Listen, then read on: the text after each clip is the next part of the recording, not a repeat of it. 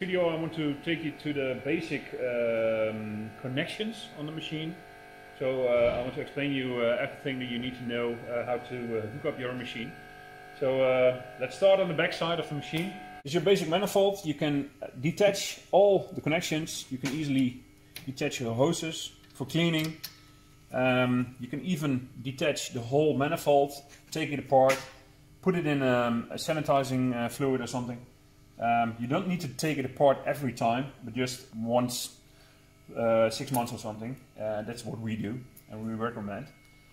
So all the outputs, this is your temperature reading. You can also take this away easily, take it off for cleaning. This is your main solenoid valve. It's suitable for every type of cleaning you want to do in your brewery. Please check our website to find a PDF with all the materials you can use, but the basics are all okay. So it's high temperature, but just keep in mind that the max temperature that the hoses can withstand is 60 degrees Celsius. So keep in mind, do not go over 60 degrees. Yeah, that's basically for the back side of your machine. Let's go to the front.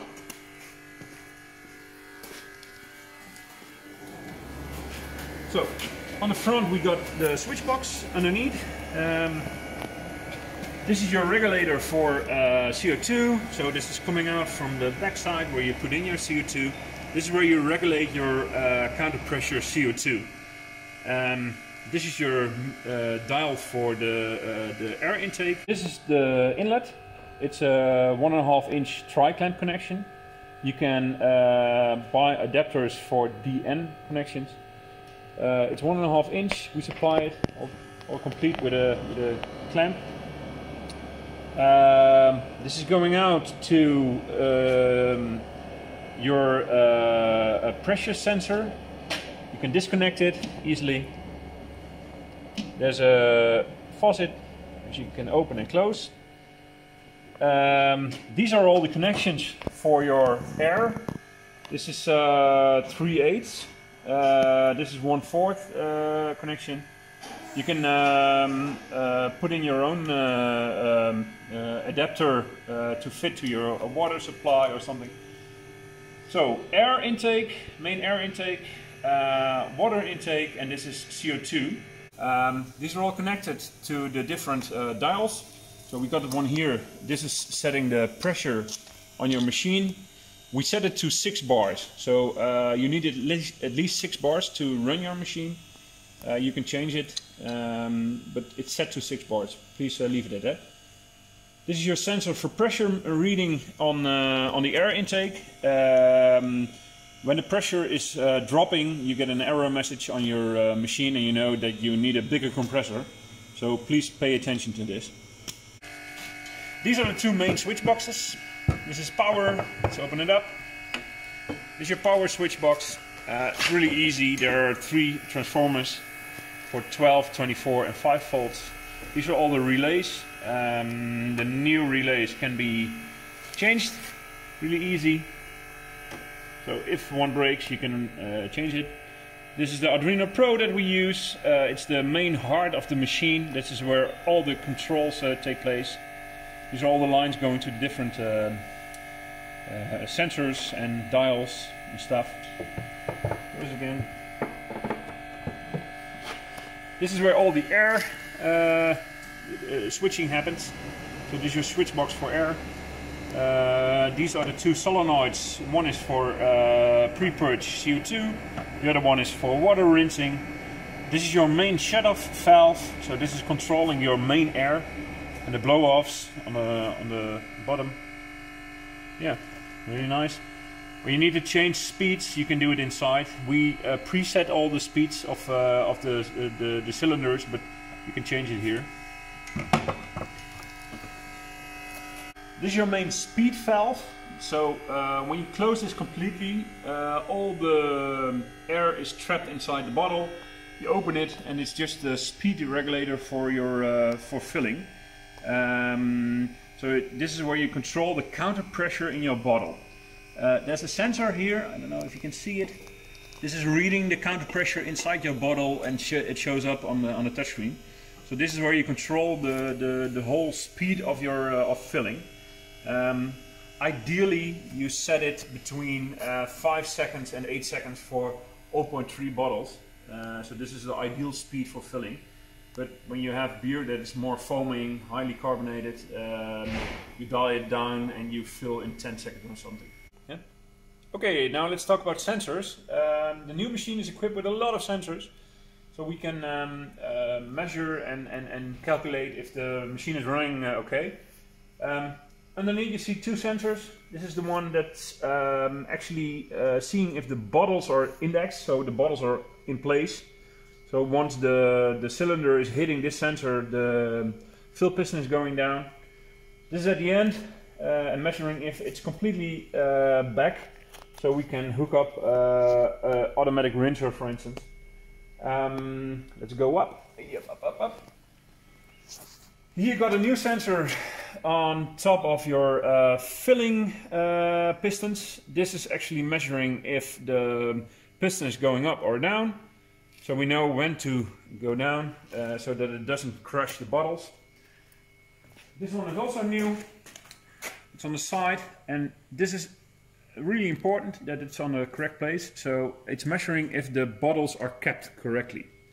So the capper is going down, and once it hits, this sensor is going up directly. So you can set the capping with this sensor so that it caps completely and doesn't stay down too long or doesn't cap completely.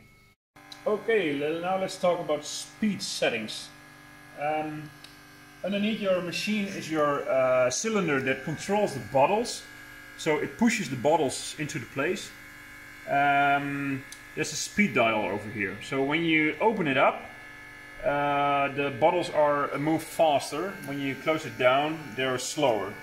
So you can imagine that when you set it too fast, the bottles fall over. When you set it really slow, your machine is really slow.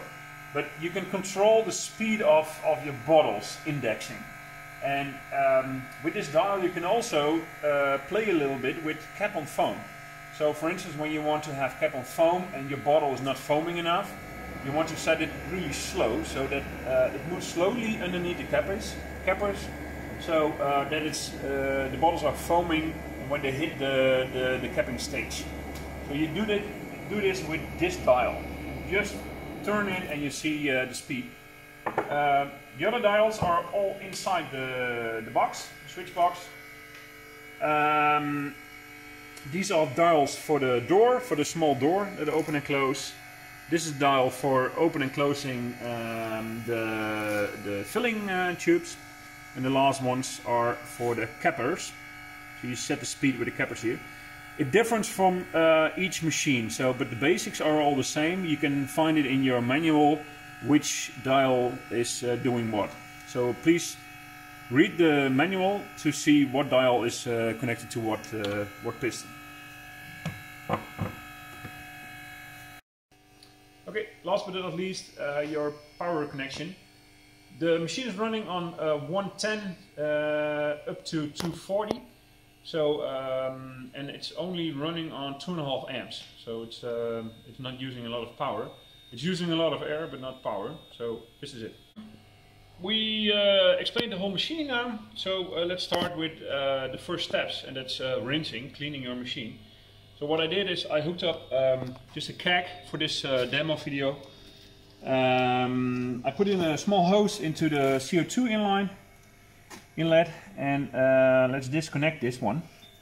You can easily do a loop. So this is what happens.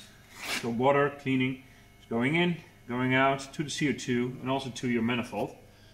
So turn around. Turn the machine on. It's asking if we've got bottles. Yeah. There's nothing blocking the pistons and the correct air is supplied. And we hit start. So it's going up. Let's test if we got water. Yeah, water's running. And if I open the CO2 valve, there's also water coming out. It takes a little while. Yeah, You see it? There's water coming out.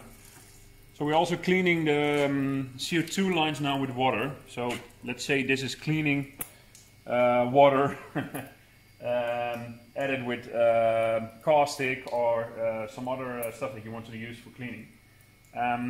So what's missing is that we need to put a bucket underneath the output, open up the output completely. Yeah, this is it. Let's put some bottles, 0 position,